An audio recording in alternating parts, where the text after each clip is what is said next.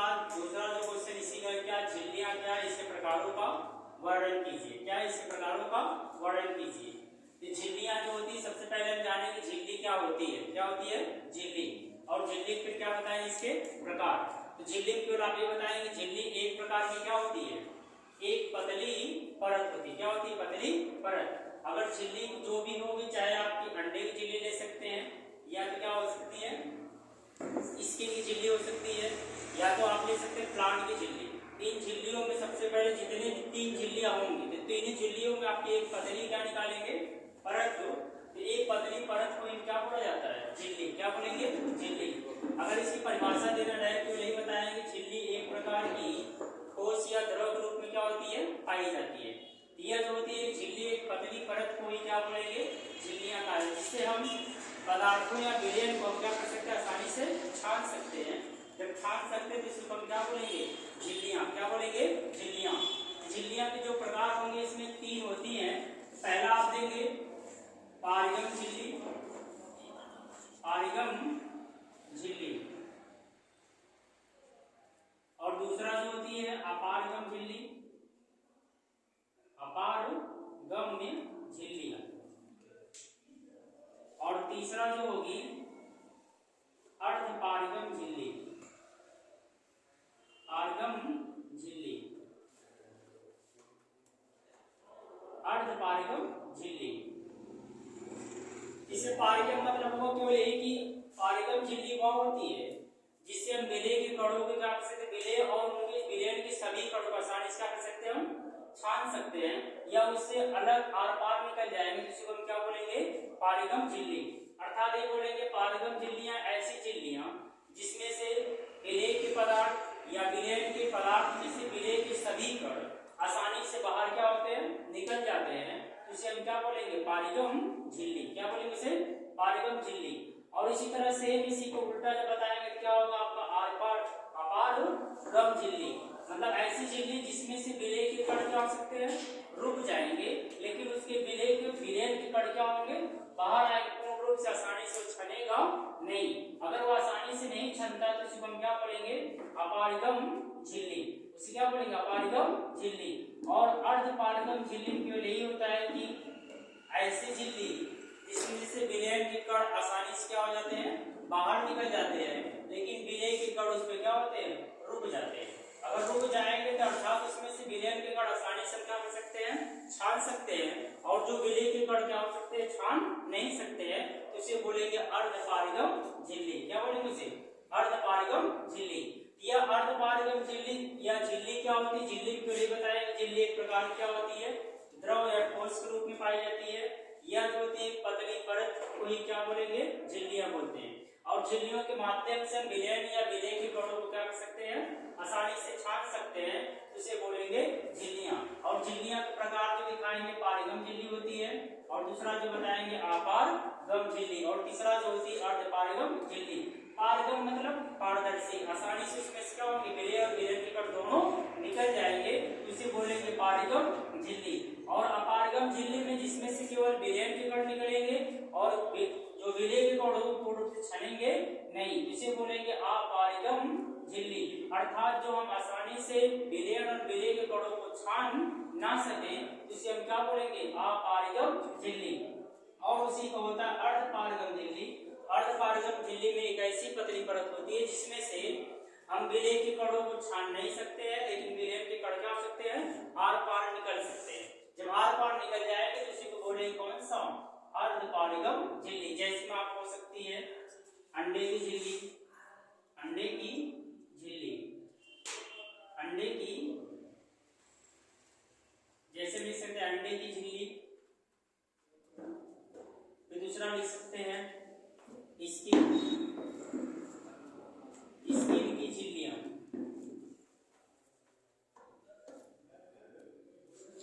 या किसी जीवित जंतु की झिल्लियां। ये 3-4 प्रकार की झिल्लियां होती है। इसी को हम क्या करेंगे, इसके प्रकार में जैसे लिख सकते हैं। फिर इसके बाद इसी का अंतर्गत क्या मिलेगा, पारगम के अंतर्गत मिलेगा विसरण और परासरण। क्या मिलेगा, विसरण और परासरण।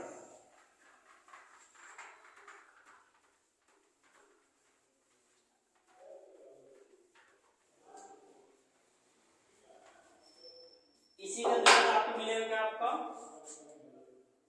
परासरण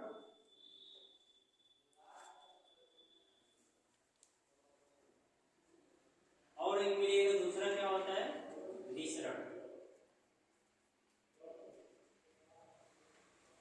ये एक दूसरे के क्या होते हैं, उल्टा क्रम होता है। परासरण में क्यों ये बताएंगे कि ऐसा अर्धपारगम झिल्ली जो होती है जिसमें से विलेय के कण तन विलयन से क्या होते हैं, सांद्र विलयन की तरफ, क्या होते हैं, तन विलयन से सांद्र विलयन की तरफ या अधिक कम सांद्रता से अधिक सांद्रता की तरफ प्रवाहित होना, ये क्या कहलाता है, परासरण। क्या कहलाता है, परासरण।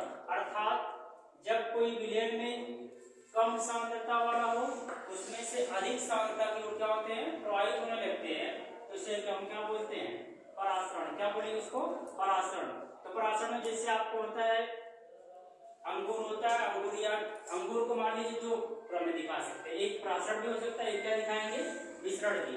अगर हम मान लीजिए अंगूर को कहाँ डाल देते हैं, पानी में डालते हैं, अगर पानी में डालेंगे तो क्या करता है,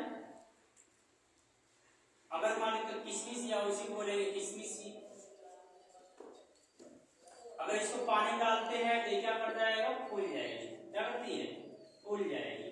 अर्थात इसमें जो दिखाएंगे अधिक कम सांद्रता से अधिक सांद्रता की तरफ, अगर कम सांद्रता से अधिक सांद्रता की तरफ जाएगा तो क्या करती है, फूल जाती है, तो इसे बोलेंगे क्या, आपका परासरण। क्या होगा वो, परासरण। लेकिन पुनः जब उसे मिश्रण कराएंगे तो मिश्रण में क्यों यही बोलेंगे कि अधिक सांद्रता से कम सांद्रता की ओर क्या होती है, प्रवाहित होगी, तो उस प्रक्रम को हम क्या बोलते हैं, विसरण। क्या बोलेंगे, विसरण। इसी जो किशमिश रहेगी इसको हम कहाँ डाल देते हैं, या उसको बोलेंगे अंगूर ले लीजिए, अंगूर को कहाँ डाल दें, नमक के घोल में, नमक के घोल में। अगर नमक के घोल में रखने पर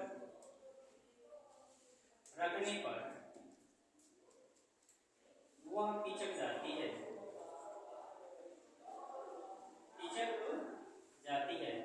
ये जो प्रक्रम दिखाता है क्या, आपका मिश्रण। इसी के अंतर्गत इसमें आपका परासरण के संबंध में एक दाब दिया गया, ये कौन सा दाब है, बर्कले और हर्टले ने।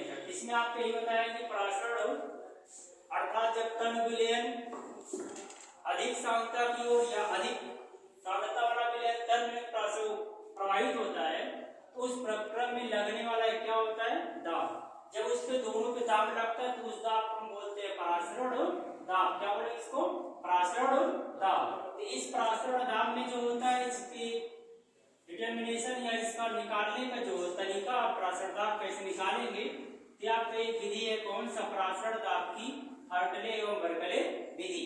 इसमें आपको ये फिगर जो बनाया परासरण दाब का,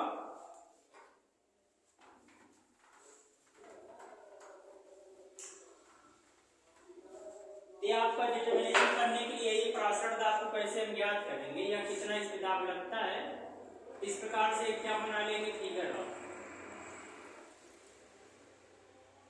ये जो परासरण दाब का बर्कले और हर्टले विधि है जिसमें केवल आप यही बताएंगे परासरण दाब का सर्वप्रथम जो निर्माण किया था या निकाला था कौन, बर्कले और हर्टले ने। तो बर्कले और हर्टले निकाला था, इसलिए इसका नाम जो रखा गया क्या, आपका बर्कले और हर्टले विधि। क्या रखा गया, बर्कले और हर्टले विधि।